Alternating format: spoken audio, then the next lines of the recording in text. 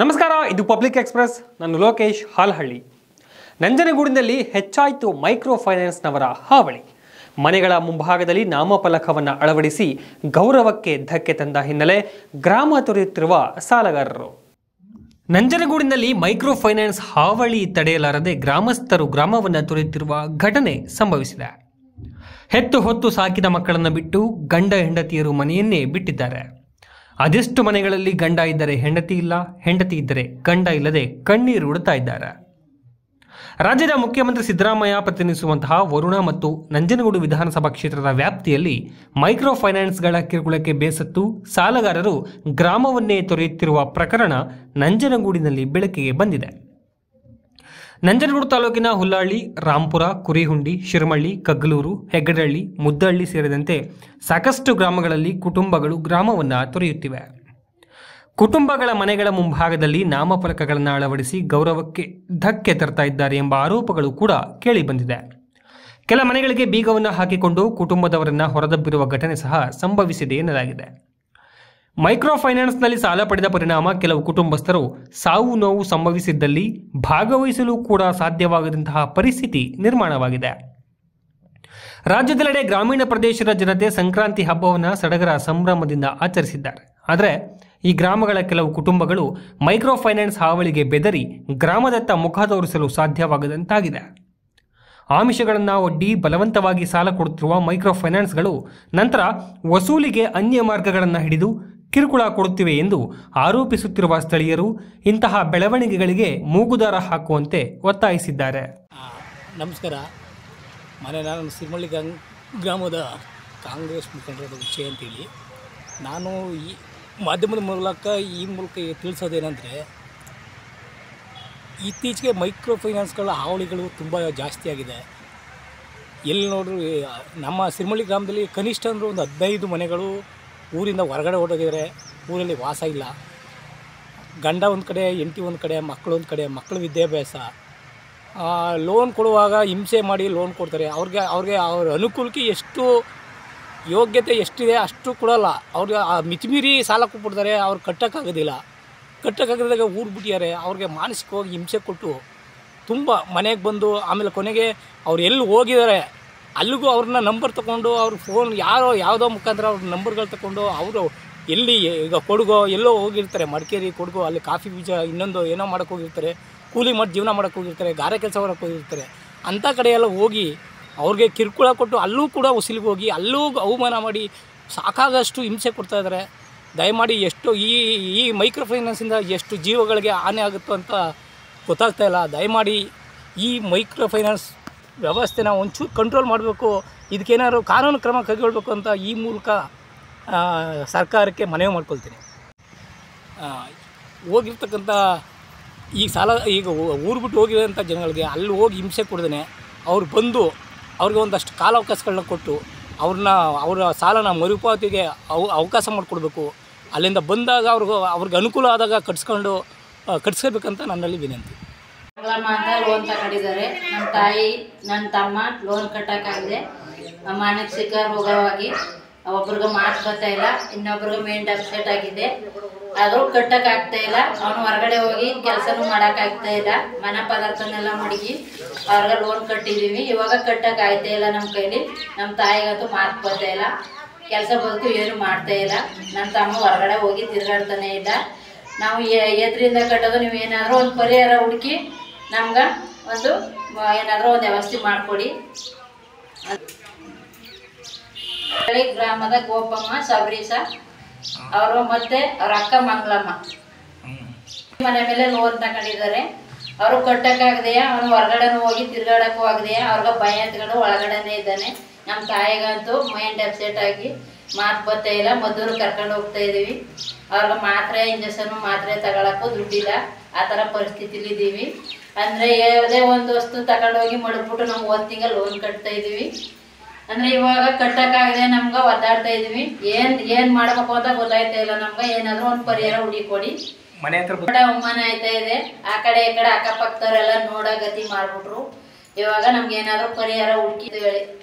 ಹಂಗ ನಮ್ಗೇನಾದ್ರು ಒಂದು ಪರಿಹಾರ ಸಂಘದವ್ರು ಬಂದು ನಮ್ಗೆ ಸಿಕ್ಕಾಪಟ್ಟೆ ತೊಂದರೆ ಕೊಡ್ತಾ ಇದ್ದಾರೆ. ಅದೇನಾದ್ರು ಪರಿಹಾರ ಹುಡುಕಿ ನಮ್ಗೆ ಏನಾದರೂ ಒಂದು ಒಳ್ಳೇದು ಮಾಡಿಕೊಡಿ. ನನ್ನವರು ನಮ್ಗೆ ಭಾಳ ತೊಂದರೆ ಕೊಡ್ತಾ ಇದ್ದಾರೆ. ಅವರು ಯಾರು ಗೇಯಕ್ಕೆ ಹೋಯ್ತಾ ಇಲ್ಲ, ಗೆತ್ತಕ್ಕೆ ಹೋಯ್ತಾ ಇಲ್ಲ. ಇರೋ ಪದಾರ್ಥನೆಲ್ಲ ಮಾಡ್ಬಿಟ್ಟು ನಾವು ಲೋನ್ ಕಟ್ಟಿದ್ವಿ. ಇವಾಗಂತೂ ಕಟ್ಟಕ್ಕಂತೂ ಸಾಧ್ಯವಿಲ್ಲ. ಏನಾದರೂ ಪರಿಹಾರ ಹುಡುಕೊಡಿ. ಗೋಪಮ್ಮ, ಸಬರೀಶ, ಮಂಗಳಮ್ಮ, ಹೆಗ್ಡಳ್ಳಿ ಗ್ರಾಮದ. ನಮ್ಮ ತಾಯಿ ಸಂಘದಿಂದ ಎದುಕ ಊಡ್ಬಿಟ್ಟಿದ್ದಾರೆ. ನಾನು ನಮ್ಮ ಅಜ್ಜಿ ಮನೇಲೆ ಮನೆಗೆ ಹೋಗೋದು. ಸಂಘದವ್ರು ಕಿಳ್ಕುಳ ಕೊಟ್ಟರು. ನಮ್ಮ ತಂದೆ ತಾಯಿನ ಹೆಸರು ರಾಜ ಮಂಗಮ್ಮ. ಅವ್ರು ಸಂಘದಿಂದ ಎದುಕ ಹೊಂಟೋಗಿದ್ದಾರೆ. 7 ತಿಂಗಳು ಆಯ್ತು.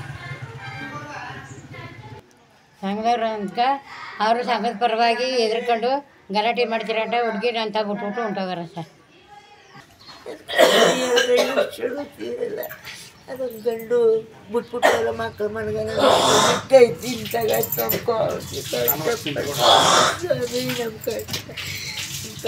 ಏನು ಕಷ್ಟ ನನಗೆ ಗೊತ್ತಿಲ್ಲ. ಏನೂ ಆಯ್ಕೆ ಇಲ್ಲ. ಆಗಿರೋದೇ ಇದ್ದಾಗ ಹೊಡೆದ್ರು. ಮಕ್ಕಳೇನ ನೀನು ಬರ್ಬೇಕಾಯ್ತು ಬಂದಿಲ್ಲ ಸ್ವಾಮಿ. ಕೈ ಮುಗಿತೀನಿ ಹಂಗೆ ನಮ್ಮ ಸ್ವಾಮಿ. ರಮೇಶ ಕಾಲು ಪ್ರಶ್ನೆ ಮಾಡೋಕಲ್ಲ. ಸಂಘದವ್ರದ್ದು ಶಾರ್ಟಾಗೋದ್ರೆ ಬಿಸಿ ಮನ ಕಾಟಿದ್ದಿಲ್ಲ. ಇಬ್ಬರು ಕಾಲು ಎತ್ಕೊಂಡು ಬಂದರು. ನನಗೆ ಒದೆ ಕಾಲು ಕಟ್ಟಾನ ಸ್ವಾಮಿ ನಿನ್ನ ಸ್ವಾಗ ದುಡ್ಡ ಅಂತ ಸಂಘದೊಳಗೆ. ಅವ್ರ ಸಂಘದವ್ರು ನಮ್ಮ ಸಂಘದಲ್ಲಿ ಏನು ಬೇರೆ ಸಂಘದವರು ಬೋಯ್ತಾರೆ, ಆಡ್ತಾರೆ. ಕಟ್ಟಾನ ಸ್ವಾಮಿ ನನ್ನ ಮಕ್ಕ ಇದೊಂದು ಗಂಡ ಒಂದು ಹೋದ್ರು. ಒಬ್ಬ ಬಂದು ಕಪಾಲ್ಕೆ ಹೊಡೆದ್ಬಿಟ್ನ. ಬಂದು ಮನೆ ಒಳಕ್ಕೆ ಬಂದು ತಮ್ಮ ಸುಮ್ಮನೆ ಹೊಡ್ಕೊಳ್ಳಿ ಕೊಡ್ತೀನಿ ಕೊಟ್ಟಾರ ಅಂದ್ಬಿಟ್ಟು ಸ್ವಾಮಿ ನಮ್ಮ ಭಾಳ ಅದಿ ಮಣ್ಣಕ್ಕೆ ಸ್ವಾಮಿ ಹೊಡಿಲ್ಲ ಮಾಡಿಲ್ಲ. ಗೇನಿಟ್ಟು ಗೇನಿಲ್ಲ ನಮ್ಮ ಗೇನಿಲ್ಲ. ನಾನು ಎಷ್ಟು ಎದುರುಕತ್ತಿದ್ದಿಲ್ಲ. ಮೈಸೂರು ಜಿಲ್ಲಾ ಕೃಷಿಕ ಸಮಾಜದ ಅಧ್ಯಕ್ಷರಾಗಿ ಕಲ್ಮಳ್ಳಿ ಶಿವಕುಮಾರ್ ಅವಿರೋಧವಾಗಿ ಪುನರಾಯ್ಕೆಯಾಗಿದ್ದಾರೆ. ಮೈಸೂರು ಜಿಲ್ಲಾ ಕೃಷಿಕ ಸಮಾಜದ ಅಧ್ಯಕ್ಷರಾಗಿ ಕಲ್ಮಳ್ಳಿ ಶಿವಕುಮಾರ್ ಅವಿರೋಧವಾಗಿ ಪುನರಾಯ್ಕೆಯಾಗಿದ್ದಾರೆ. ಉಪಾಧ್ಯಕ್ಷರಾಗಿ ಕೆಜಿ ಚಿಕ್ಕಜೇವರಪ್ಪ, ಪ್ರಧಾನ ಕಾರ್ಯದರ್ಶಿಯಾಗಿ ಎಂಕೆ ಹರಿದಾಸ್, ಖಜಾಂಚಿಯಾಗಿ HC ಸುರೇಶ್, ರಾಜ್ಯ ಪ್ರತಿನಿಧಿ KR ನಟರಾಜ್ ಇವರೆಲ್ಲರೂ ಅವಿರೋಧವಾಗಿ ಆಯ್ಕೆಗೊಂಡರು. ಈ ಸಭೆಯಲ್ಲಿ ಜಿಲ್ಲೆಯ ಎಲ್ಲ ತಾಲೂಕು ಅಧ್ಯಕ್ಷರು, ಕಾರ್ಯದರ್ಶಿಗಳು, ಪದಾಧಿಕಾರಿಗಳು ಪಾಲ್ಗೊಂಡಿದ್ದರು. ಮೈಸೂರು ಜಂಟಿ ಕೃಷಿ ನಿರ್ದೇಶಕರ ಕಚೇರಿಯಲ್ಲಿ ನಡೆದಂತಹ ಅಧ್ಯಕ್ಷರು, ಉಪಾಧ್ಯಕ್ಷರು, ಕಾರ್ಯದರ್ಶಿಯವರ ಚುನಾವಣೆಯಲ್ಲಿ ಅವಿರೋಧವಾಗಿ ಆಯ್ಕೆಗೊಂಡು ನಂತರ ನೂತನ ಅಧ್ಯಕ್ಷ ಕಲ್ಮಳ್ಳಿ ಶಿವಕುಮಾರ್ ಮಾತನಾಡಿ, ನನ್ನನ್ನು ಅವಿರೋಧವಾಗಿ ಆಯ್ಕೆ ಮಾಡಿದ ಎಲ್ಲ ನಿರ್ದೇಶಕರಿಗೂ ಚುನಾವಣಾ ಅಧಿಕಾರಿಗಳಿಗೂ ಹೃತ್ಪೂರ್ವಕ ಅಭಿನಂದನೆಗಳು ಎಂದರು. ನಂತರ ಮಾತನಾಡುತ್ತಾ ಜಿಲ್ಲೆಯ ಕೃಷಿಕ ಸಮಾಜದಿಂದ ಬರುವ ಅನುದಾನಗಳನ್ನು ಸಂಘದ ಅಭಿವೃದ್ಧಿಗೆ ಬಳಸಿಕೊಂಡು ಅಲ್ಲದೆ ಸರ್ಕಾರದಿಂದ ಬರುವ ಯೋಜನೆಗಳನ್ನು ಕೃಷಿಕ ಸಮಾಜಕ್ಕೆ ಹಾಗೂ ರೈತರಿಗೆ ನೇರವಾಗಿ ತಲುಪಿಸುವ ಜವಾಬ್ದಾರಿಯನ್ನು ಕೈಗೊಳ್ಳುತ್ತೇನೆ ಎಂದರು.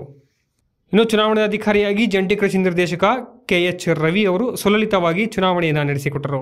ಈ ಸಭೆಯಲ್ಲಿ ಜಿಲ್ಲೆಯ ಎಲ್ಲ ತಾಲೂಕು ಕೃಷಿಕ ಸಮಾಜದ ಅಧ್ಯಕ್ಷರು, ಪದಾಧಿಕಾರಿಗಳು ಪಾಲ್ಗೊಂಡಿದ್ದರು.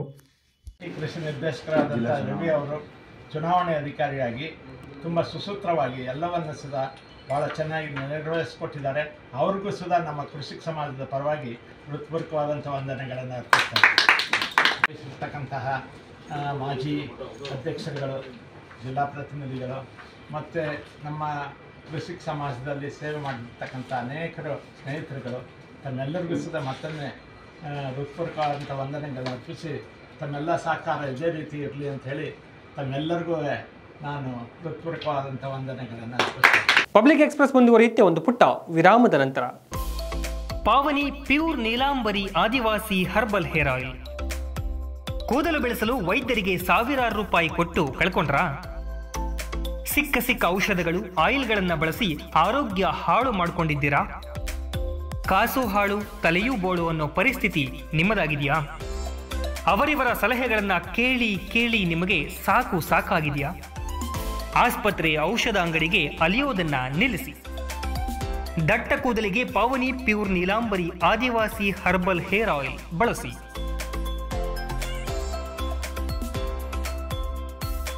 ಪಾವನಿ pure Neelambari Adivasi herbal hair oil, HP petrol bunk ಹತ್ತಿರ, ಬನ್ನಿಕುಪ್ಪೆ, ಹುಣಸೂರು ತಾಲೂಕು, ಮೈಸೂರು. ಹೆಚ್ಚಿನ ಮಾಹಿತಿಗಾಗಿ ಈ ಕೆಳಗಿನ ಸಂಖ್ಯೆಗಳಿಗೆ ಸಂಪರ್ಕಿಸಿ. ವಿರಾಮದ ಬಳಿಕ ಮತ್ತೆ ಪಬ್ಲಿಕ್ ಎಕ್ಸ್ಪ್ರೆಸ್ಗೆ ಸ್ವಾಗತ.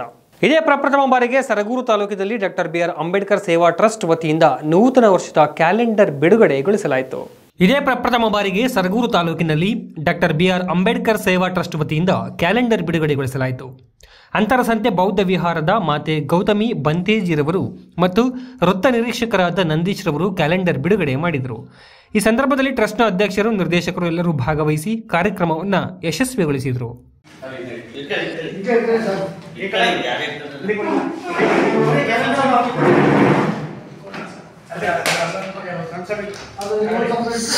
ಹಾಗೆ ಸರ್.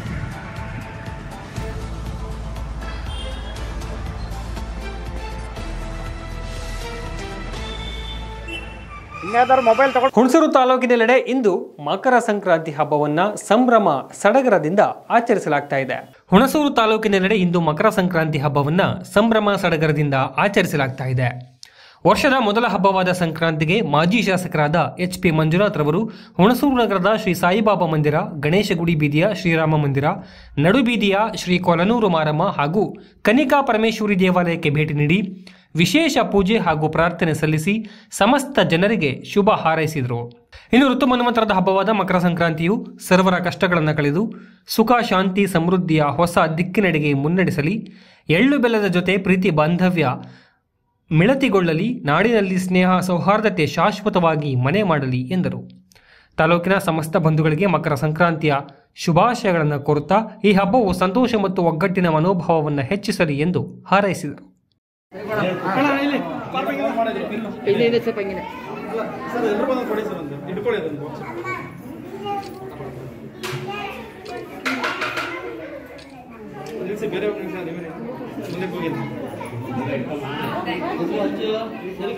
ಉಮೇಶ್ ಹೆಂಡತಿ ಸರ್, ಉಮೇಶ್ ಹೆಂಡತಿ ಇವ್ರು ನಮ್ಮನೆಯವರು, ಇವ್ರು ನಮ್ಮ ಅಮ್ಮ. ಈ ಕಡೆ ನೋಡಿ ಸರ್, ಈ ಕಡೆ ಅಮ್ಮ.